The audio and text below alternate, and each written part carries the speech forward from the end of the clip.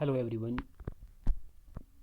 Today we are discussing a fourth unit of class 10 plus 1 work energy and power. देखिए बच्चों NCERT में ये chapter number आपका 6 है।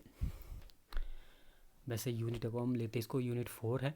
इसमें हम बच्चों वर्क एनर्जी एंड पावर के बारे में पढ़ेंगे। बहुत ही छोटा यूनिट है बच्चों। आई थिंक इसमें से 3 या 4 नंबर का पूछा जाता है इस यूनिट में से एनसीईआरटी सिलेबस में।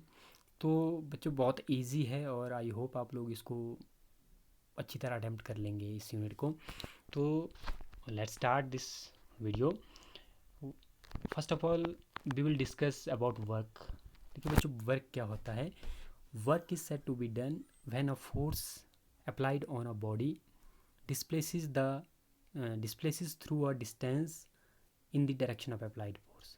मतलब बच्चों वर्क का होना कब, जैसे वर्क का होना कब पाया जाता है, वर्क कब होता है। वर्क तब होगा जब बच्चों जब बॉडी डिस्प्लेसमेंट, जब बॉडी की डिस्प्लेसमेंट होगी, जब बॉडी डिस्प्लेसमेंट हो रही हो। किस साइड को डिस्प्लेसमेंट हो बॉडी की, जिस साइड को आप फोर्स अप्लाई कर रहे हैं। ठीक है। अब देखिए फॉर एग्जांपल जैसे मान लो आपकी फोर्स इस साइड को लग रही है, आप फोर्स इस साइड को लगा रहे हैं, तो आपकी डिस्प्लेसमेंट भी इसी साइड को होगी। यानी कि डिस्प्लेसमेंट भी क्या होगी, इसी साइड को होगी। ठीक है। तो कहने का मतलब है वर्क तभी होगा जब कोई बॉडी डिस्प्लेस होगी, कुछ डिस्टेंस में डिस्प्लेसमेंट होगी किसी बॉडी की, जब किस साइड को होगी उसकी डायरेक्शन, जिस साइड को फोर्स आप अप्लाई करें। जैसे मान लो आप आगे की तरफ फोर्स लगा रहे हैं तो आगे की तरफ ही बॉडी डिस्प्लेस होगी, तो वो क्या कहलाता है, वर्क। देखिए बच्चों मैथमेटिकली कैसे इसको एक्सप्रेस करते हैं। Mathematically expressed as work done equals to force multiplied by displacement, force गुना डिस्प्लेसमेंट। तो बच्चों हम मैथमेटिकली इसको लिखेंगे W equals to F, force को एफ से लेता हूँ, F vector dot S vector. Clear. तो देखिए बच्चों इससे पहले हमने जो क्रॉस प्रोडक्ट के बारे में हमने पढ़ा था, सॉरी डॉट प्रोडक्ट के बारे में पढ़ा था, जहाँ पे हमने देखा कि जब डॉट प्रोडक्ट को आप हटाते हैं तो कौन सा एंगल आता है, कॉस थीटा। तो हम लिखेंगे W equal to F S cos theta. जब आप इसको मैग्नीट्यूड में लेते तो इसको आप लिखेंगे W equal to F S cos theta. ठीक है। अब देखिए बच्चों लुक एट दिस डायग्राम। इस डायग्राम पर नज़र डालें। इसमें देखिए बच्चों फोर्स और डिस्प्लेसमेंट, यहाँ देखिए बच्चों फोर्स और डिस्प्लेसमेंट के बीच में हमने माना कि एंगल थीटा शो हो रहा है। ठीक है। बॉडी ने कितना डिस्टेंस कवर की, स्मॉल डी। ठीक है। और फोर्स लग रही है हमारे पास थीटा एंगल पर किसी बॉडी के ऊपर। ठीक है। When theta will be the angle between force and displacement. Dimensional formula of work. अब देखिए बच्चों डायमेंशनल फार्मूला वर्क का क्या होगा, ये होगा ML_T-2। इसको आपने याद रखना, ML_T-2। इससे पहले मैंने आपको बताया था डायमेंशनल फार्मूला निकालने का तरीका। और जो आपने सेकंड यूनिट में बच्चों डायमेंशनल फार्मूलाज पढ़े हैं तो वहाँ से भी आप इसको देख सकते हैं। तो आपने इनको याद करते रहना। डायमेंशनल फार्मूला और SI यूनिट से बहुत बार पूछे जाते हैं, एक आधा क्वेश्चन तो इसका ज़रूर आता है एग्ज़ाम में, जहाँ पर डायमेंशनल फार्मूला और SI यूनिट या CGS यूनिट पूछे जाते हैं। तो यह ML_T-2। SI यूनिट क्या है इसकी, joule. SI unit is joule. ठीक है। अब देखिए बच्चों यूनिट ऑफ वर्क, कि वर्क को आप किस चीज़ में मापते हैं। अब देखिए बच्चों इन CGS सिस्टम, अब अगर हम CGS सिस्टम की बात करें, CGS मैंने आपको बच्चों सेकंड यूनिट में बताया था। CGS का मतलब सेंटीमीटर ग्राम सेकंड। ठीक है ना। आप मास लेंथ टाइम को इस तरह से आप लेंगे। तो W equal to F S है बच्चों।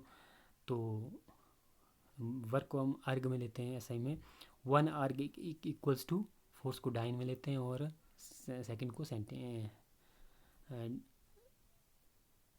सॉरी डिस्प्लेसमेंट को हम लेंगे सेंटीमीटर में। ठीक है। ये एस यहाँ देखिए बच्चों यहाँ थोड़ा स्मॉल लिखा है तो थोड़ा कंफ्यूज हो गया मैं। यहाँ पे ये S होगा कैपिटल S शो कर रहा है डिस्प्लेसमेंट को। ठीक है। तो हमारे पास SI यूनिट जो CGS यूनिट इसका है डाइन सेंटीमीटर, और जो SI यूनिट आएगा वो आएगा न्यूटन मीटर। इस तरह से आप इसको देख सकते हैं। ठीक है। क्लियर। नेक्स्ट बच्चों nature of work done. Work done का नेचर क्या है। देखिए बच्चों वर्क डन, जब भी कोई वर्क होता है तो वर्क कितने तरीक़ों से हो सकता है। देखिए वर्क पॉजिटिव भी हो सकता है, वर्क नेगेटिव भी हो सकता है, वर्क ज़ीरो भी हो सकता है। ठीक है ना बच्चों। फर्स्ट ऑफ हम इनको वन बाई वन हम एक्सप्लेन करेंगे। First of all we will talk about positive work done.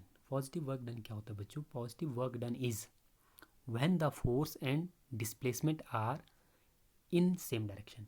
जब फोर्स और डिस्प्लेसमेंट क्या हो? सेम डायरेक्शन में।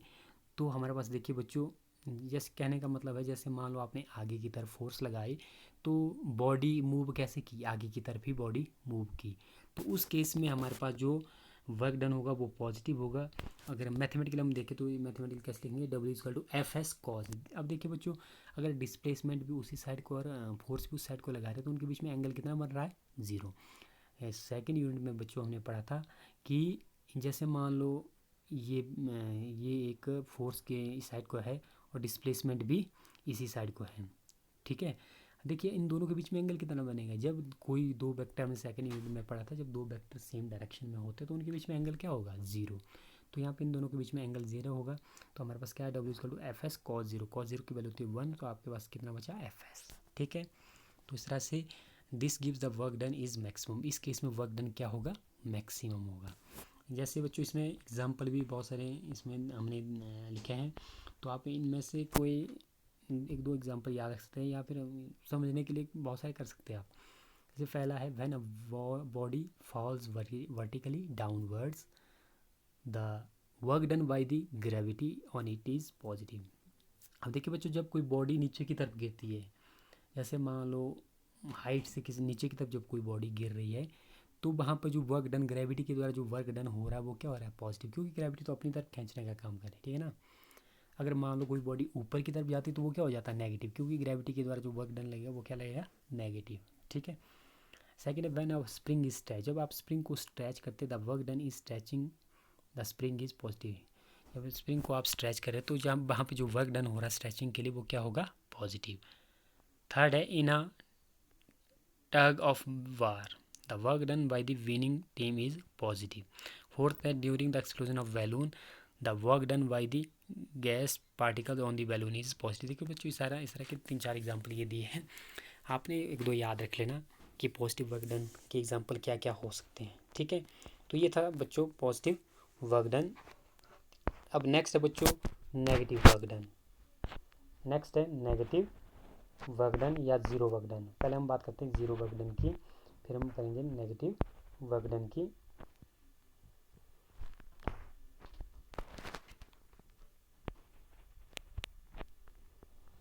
देखिए बच्चों, जीरो वर्क डन क्या होगा?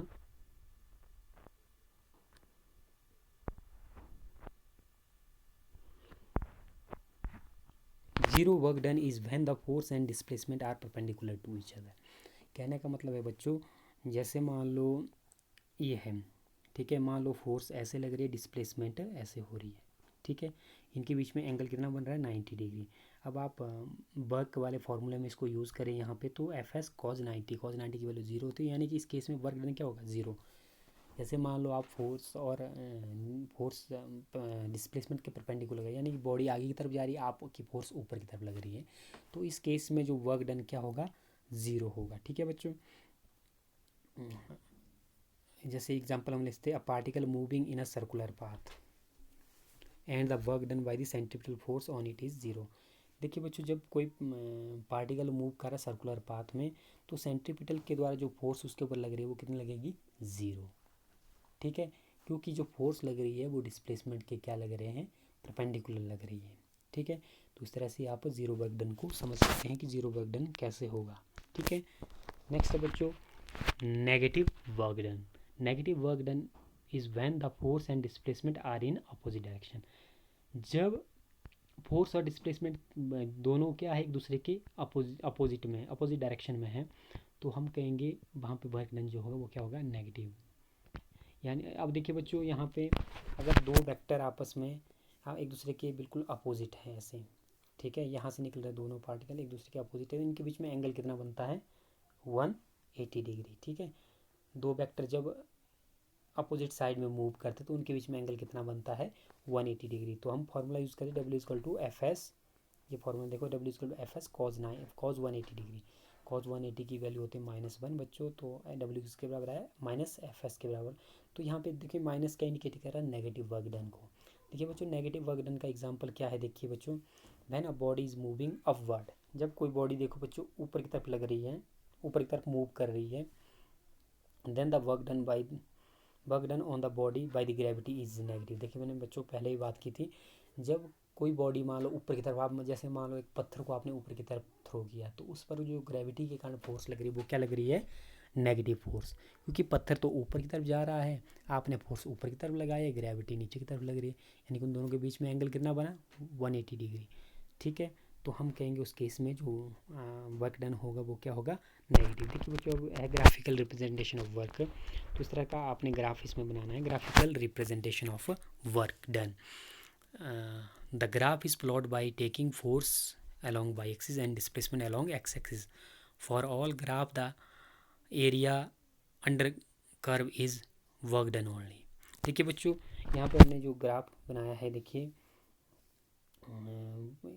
यहाँ पे जो ग्राफ हमने बनाया है, इस ग्राफ में देखिए बच्चों हमने वाई एक्सिस में फोर्स को लिया और एक्स एक्सिस में हमने डिस्प्लेसमेंट लिया। तो इसमें जो इस ग्राफ में जो हमने ये जो ग्राफ इंडिकेट कर रहा है, ये जो ग्राफ इंडिकेट कर रहा है, ये हमारे पास वर्क डन को इंडिकेट कर रहा है, ये वर्क डन को। कई बार बच्चों आपको एग्जाम में 1 नंबर का पूछा जाता है कि draw the graph between force and displacement in work done. तो आपने ग्राफिकल रिप्रेजेंटेशन इस तरह से करनी है। ये ग्राफ शो क्या कर रहा है कि यहाँ पे जो वर्क डन एक कांस्टेंट वेरिएबल फोर्स के द्वारा कितना वर्क डन हो रहा है।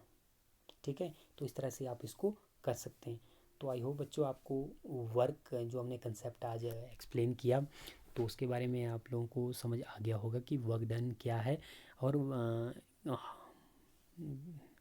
और इसमें वर्क डन के जो टाइप्स है कितने हैं, जैसे वर्क डन कब ज़ीरो होगा, वर्क डन कब नेगेटिव होगा, वर्क डन कब पॉजिटिव होगा, और ग्राफिकल रिप्रेजेंटेशन कैसे होगी। तो आई होप बच्चों आपको वीडियो अच्छी लगी होगी। तो बच्चों मिलते हैं नेक्स्ट वीडियो में।